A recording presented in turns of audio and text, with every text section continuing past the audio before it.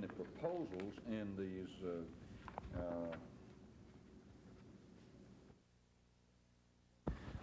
so the purpose of this gathering is to get together and to unify Alabama leaders, business and political leaders, to join with other southeastern leaders to bring more pressure to bear to see that the southeastern states, and more particularly Alabama, is treated fairly. What's the cause of this situation? Has the Northeast just got a better lobbying effort? How come we've ended up on the short end of the stick? Well, you go back a few years in history and you will see that the Southeast used to produce practically all of the chairmen of the major committees in the House and in the Senate. And over a period of time, these leaders have either retired or have died, and some of our leadership is not there that used to be there, and filling this vacuum created by this have been a concentrated effort by the senators and the congressmen in the northeastern states, and they've probably just done a better job than we have. And so it's time now for the southeastern states to muster their forces and go back to work. I think there's also a regional jealousy that exists between the northeastern states and the southeast. As the comedian once says, nobody retires up north. And we see a great deal of industry leaving the northeast and coming throughout the southeastern states. And they're doing what they can to put a stop to this. And being an Alabamian, I want to do what I can to see that business and industry and jobs and so forth prosper in Alabama.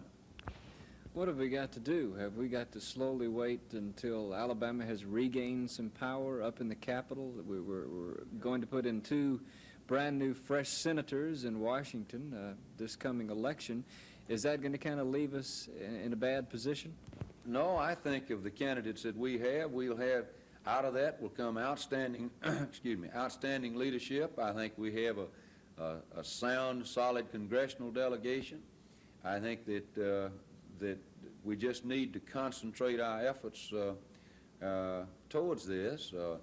I can see that with Senator Sparkman retiring and Senator Allen's tragic and untimely death has left us not in as strong a position as we used to be, and many of the old Southern patriots have retired and are dead, such as Senator Russell from Georgia, and Senator Eastland from Mississippi has announced his retirement.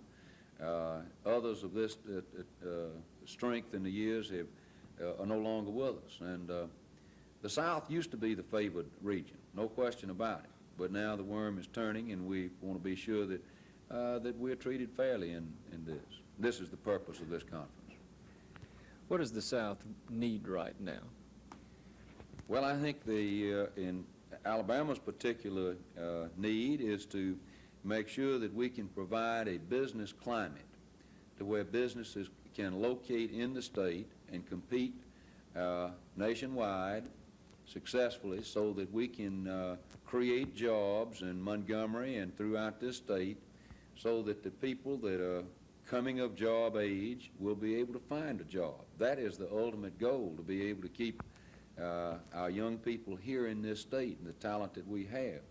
And I think that to do that, we're going to have to be able to keep this climate of industry well and alive, and that's what we're trying to do. And to do that, some of these urban grants that are being designed now favoring the northeastern states, and in my judgment unfairly favoring them, need to be redirected so that the southeast, and more particularly Alabama, will be the beneficiary of them.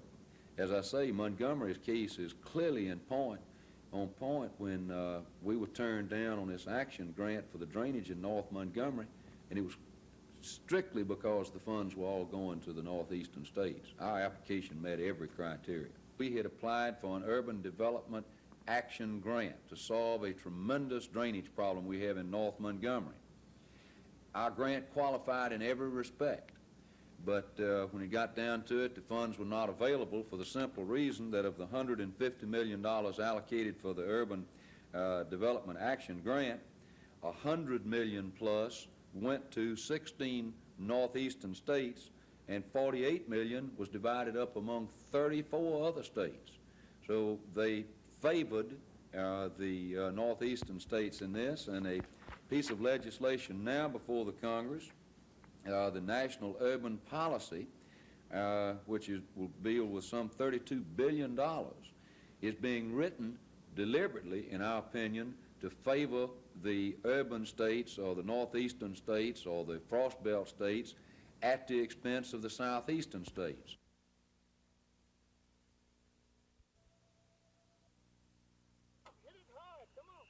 All right, Teddy.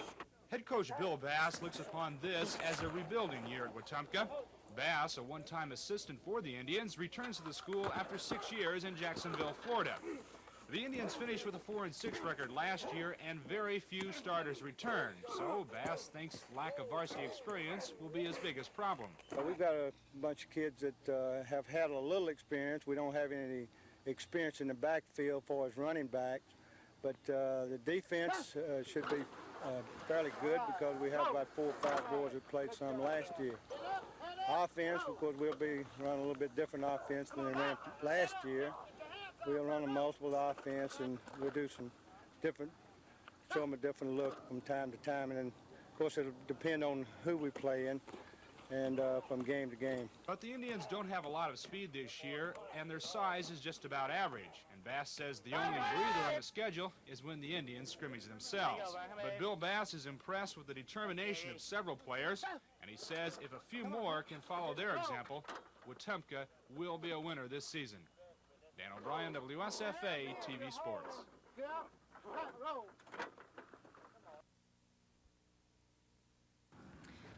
It's almost that time of year again when schools will be opening across the state and playgrounds and classrooms will be filled with youngsters. But according to public health officials, before all children can enter the kindergarten or first grade, they must present the certificate of immunization, which gives a record of the shots that affect children most often. For school entry, children need to have DPT, which better known to a lot of mothers and parents as baby shots. This is diphtheria, whooping cough, and lockjaw. And to get into school, they need at least 3 injections. Then they need polio, which is an oral vaccine. And then they need measles, mumps, and rubella, which a lot of people know better as German measles. Anytime you have a reservoir of unimmunized children, the chances that those children will have one of these diseases, or any of them, of course, is increased. Are parents aware of the importance of having their children immunized? Some parents aren't, and that seems to be one of the problems with the low immunization levels that we have for some of these diseases. They think, for instance, that polio was a disease of the 50s and that it's gone now and we don't have to worry about it. And, of course, in reality, that's not true. It could break out again here or anywhere. Are parents having their kids immunized, more parents having their kids immunized? We sure hope so. We've got a program going right now in Alabama and all across the nation to make parents aware of the importance of immunizations. And from indications we've seen in this particular area, they do seem to be more aware. We, of course, would like more to be aware and to bring their children in. Children will be able to get the vaccinations at health clinics or at their private doctor's office. One nurse at a local clinic said one afternoon 400 children were vaccinated.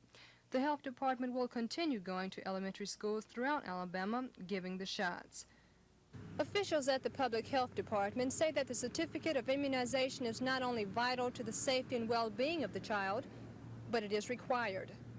Kim Davis, WSFA TV News, reporting.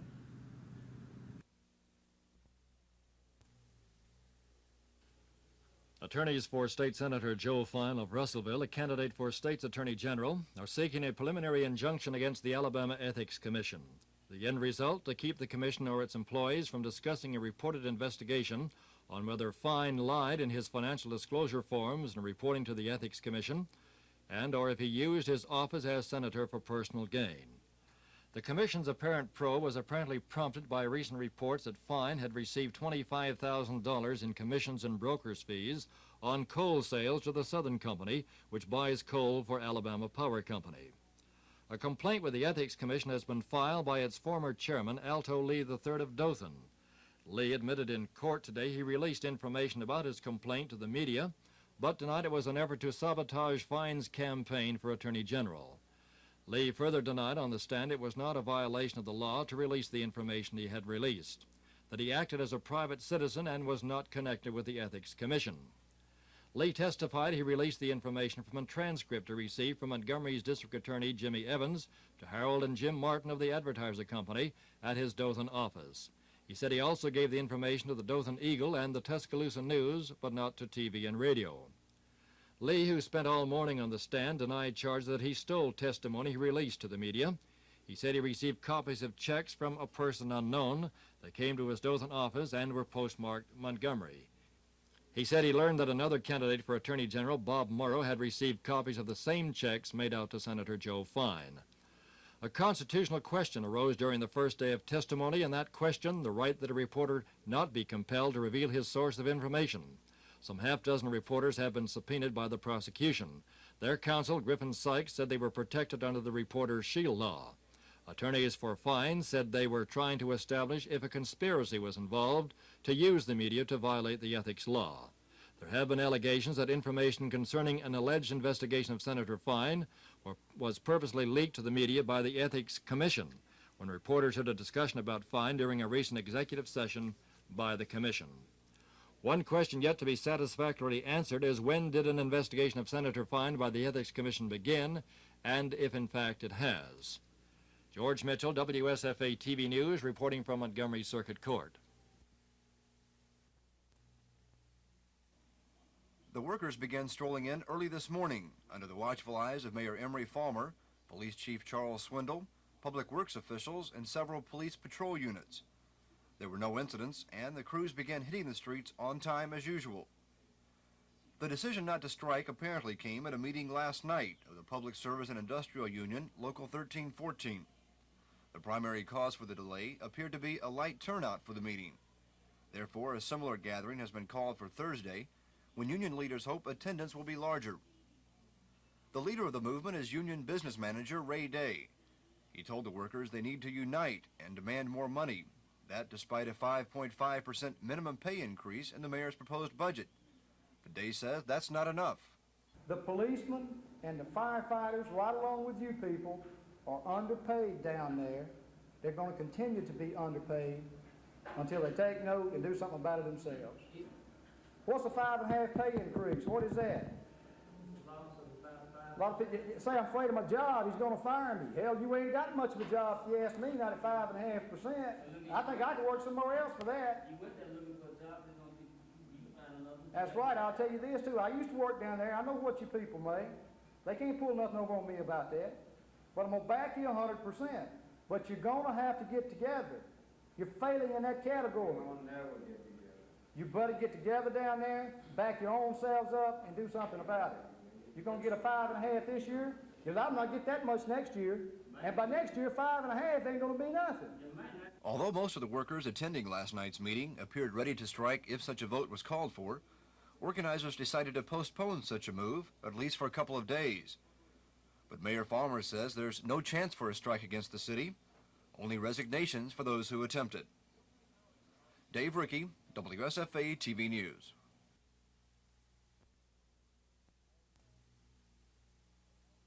On August the 18th, he's quoted as saying, I cannot, he left out the I think. He previously had only said I think, but he removed that and said, I cannot draw any pension if I'm elected to the U.S. Senate. We have provisions in the judicial article that prohibit this, and I cannot draw the pension as long as I practice law, he said. None of the above statements is true, and Judge Heflin knows that.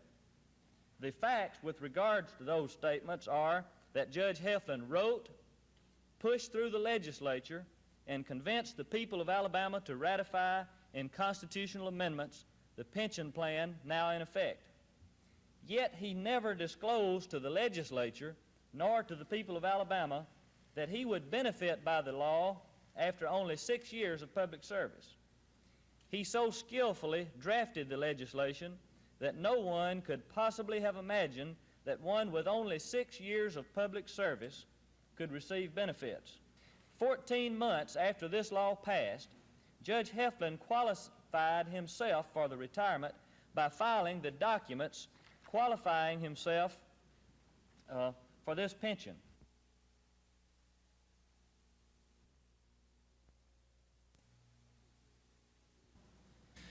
Under the provisions of Section 280 of the Alabama Constitution, it says that no person holding an office of profit under the United States shall hold any office of profit under this state.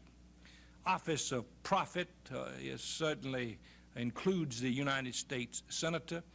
Under our law, I have to take an oath to be a retired judge. I'm subject to recall to try cases. Therefore, it is an office of profit. Under the judicial article, under provision section 608, there is a provision that says that no judge shall hold any other office of public trust. Both the retired judgeship position and also the position of United States Senate are offices of public trust. So clearly, under the Constitution and at least two provisions that I have read, I could not. Now, I'd like to also clear up this matter. This was an act of the legislature. I never have been a member of the legislature. And I think that that ought to be understood. They are using this to trying to say that this affects my qualifications for office, and it certainly in no way affects any qualifications for the office of United States Senator. He has said that these provisions do not apply to you.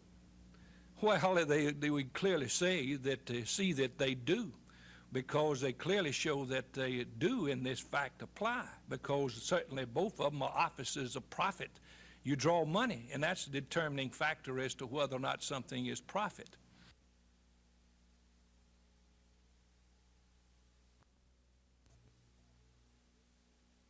Freddie's probably our best football player. If we had to name a best football player, he means more to our team than most any player that we have. He's a great player, has great ability, and is kind of the hub of our defense.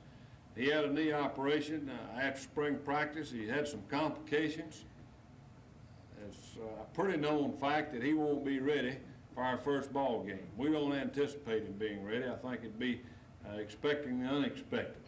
We're optimistically shooting for September the 30th. That just happens to be 6 weeks from the time that they've turned him loose to work full speed. I think the knee's coming along fine, but his other complications set him back. He lost weight, was on medication and this type thing, and now can start to work. We need him. I've told our people many times, a lot of our Auburn people, said, Coach, who in the world is going to replace Freddie? And I've assured them that we would put somebody in his place. We wouldn't leave that spot vacant. Now, a lot of them were concerned about that, and maybe they didn't give us enough credit, but we're not sure right now. To be honest with you, we're going to look at some people in there early and then make a decision.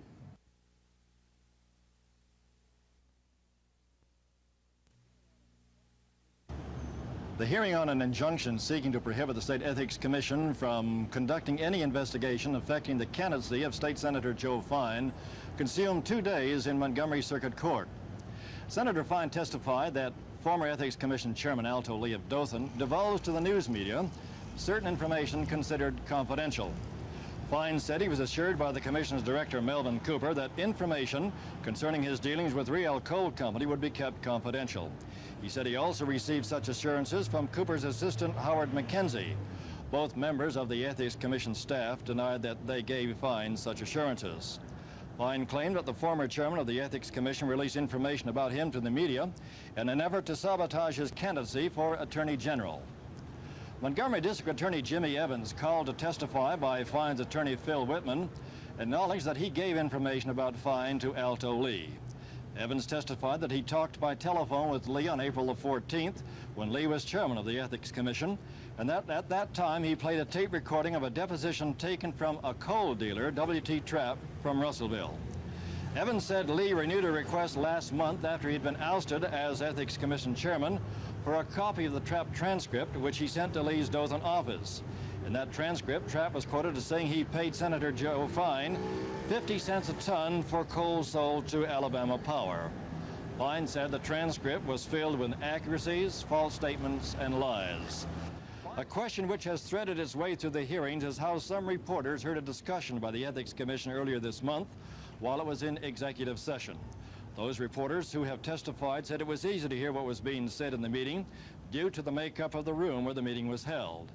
Senator Fine's complaint seeks an injunction to prohibit the Ethics Commission from conducting any investigation that would directly or indirectly affect his candidacy for Attorney General. Following testimony, Judge Hooper said he did not expect to rule immediately after hearing final arguments. From Montgomery Circuit Court, George Mitchell, WSFA TV News.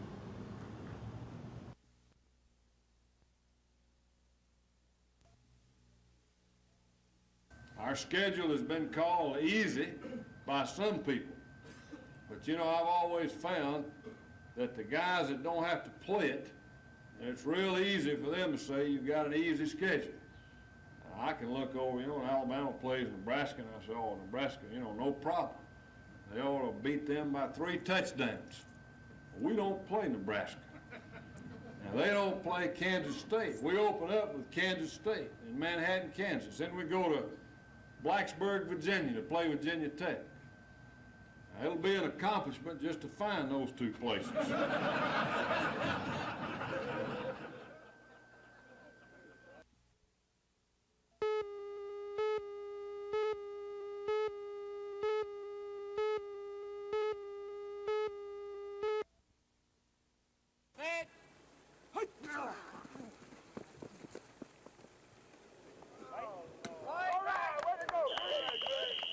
The Trojans of Charles Henderson High School won only 3 games last season, and only 6 of 22 starters returned. The Trojans are a little smaller than average, but new coach Jay Jeffcoat says they have pretty good team speed. However, Jeffcoat says lack of experience could be a problem. Well, we hadn't got a whole bunch of starters back. We have 3 starters on offense and 3 on defense. So we've got to replace some people. I think we got a good nucleus of seniors to build around, but yet we got a lot to replace. I think what's crucial for us is the fact that we got to have some young players come through early and give us some good fill-in help. We'll probably have 4 or 5 sophomores starting, and then we'll have 5 or 6 seniors. The rest will be juniors. So it's going to be somewhat a young team. Will you be doing anything differently this season than you did last? Well, not particularly. We'll be running a little bit different offense, and we've changed our defense just a little bit, but not a whole bunch. Like many teams in the area, Charles Henderson hopes to throw the football a little more this year. The Trojans open the season Friday night at home against Wetumpka. All right, good. All right, let's get the first defense right here. Let's shake.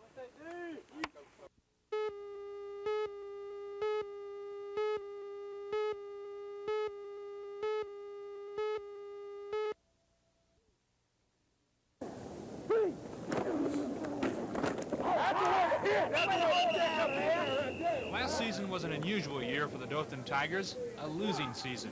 And the opening of Northview High School in Dothan is added to the usual problem of replacing players.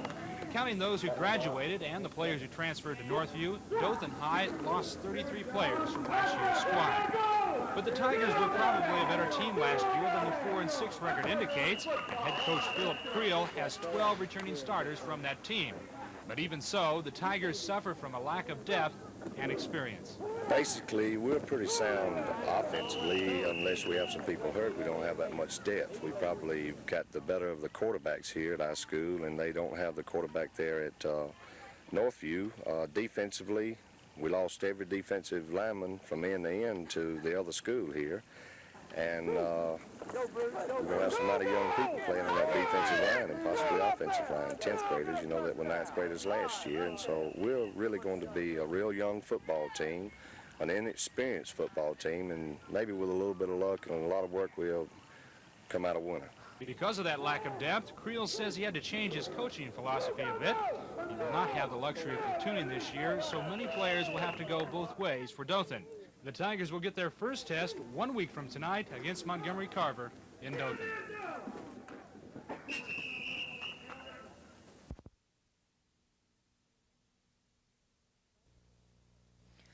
Bank authorities say a black man walked into the bank at about 9:45, gave the teller a note demanding money, then fled out the rear exit and down South Court Street.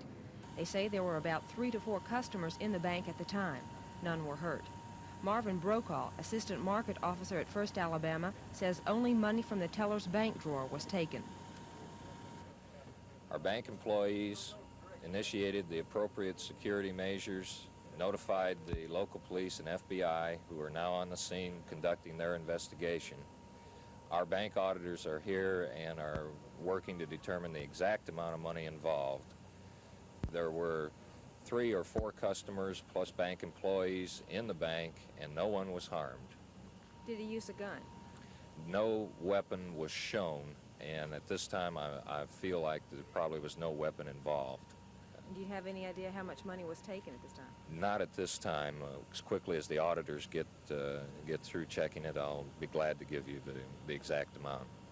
It was just in a teller's drawer, no money was taken from any of the other... That's right. It was a single teller. He just walked up just as you stand in line, and when he got up, he passed her a note that demanded money.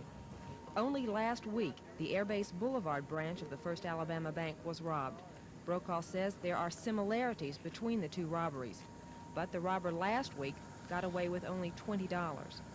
It's the same type of thing. Whether or not it's the same individual at this time, we have no idea.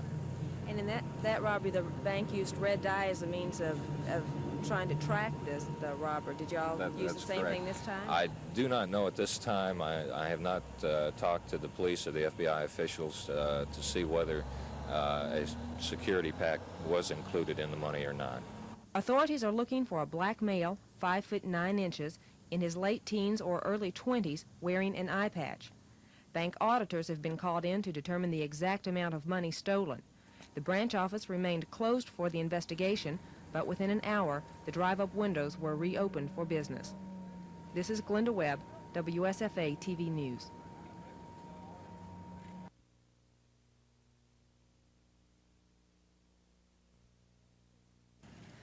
Bank authorities say a black man walked into the bank at about 9:45, gave the teller a note demanding money, then fled out the rear exit and down South Court Street. They say there were about 3 to 4 customers in the bank at the time. None were hurt. Marvin Brokaw, assistant market officer at First Alabama, says only money from the teller's bank drawer was taken. Our bank employees initiated the appropriate security measures, notified the local police and FBI, who are now on the scene conducting their investigation. Did he use a gun? No weapon was shown, and at this time I feel like there probably was no weapon involved. It was a single teller. He just walked up just as you stand in line, and when he got up, he passed her a note that demanded money. Only last week, the Air Base Boulevard branch of the First Alabama Bank was robbed. Brokaw says there are similarities between the 2 robberies, but the robber last week got away with only $20. It's the same type of thing. Whether or not it's the same individual at this time, we have no idea. Authorities are looking for a black male, 5 foot 9 inches, in his late teens or early 20s, wearing an eye patch. The branch office remained closed for the investigation, but within an hour, the drive-up windows were reopened for business. This is Glenda Webb, WSFA TV News. 55-year-old Ray Kinderdine is a chemist for a steel company in Birmingham. This is his first statewide political race. His first venture into politics was an unsuccessful bid for the Birmingham City Council. Kinderdine, who was taught on a part-time basis as a chemistry teacher, has called for more unity in the state Senate between the Lieutenant Governor and the Senate body. I propose to do this by getting into the legislature and giving some good thought to some committees that we have to propose, and rolling up our sleeves and really getting to work. I think in my case, I have had extensive parliamentary procedure training, and this is what I'm relying upon to give some leadership to the legislature. With some good committees and some I sure wouldn't want to bully the people. I think we should develop some better relationship between the Senate members and the House and the governor. I think there's no reason in the world why we can't, as a body, work with the governor and work together, think affirmatively.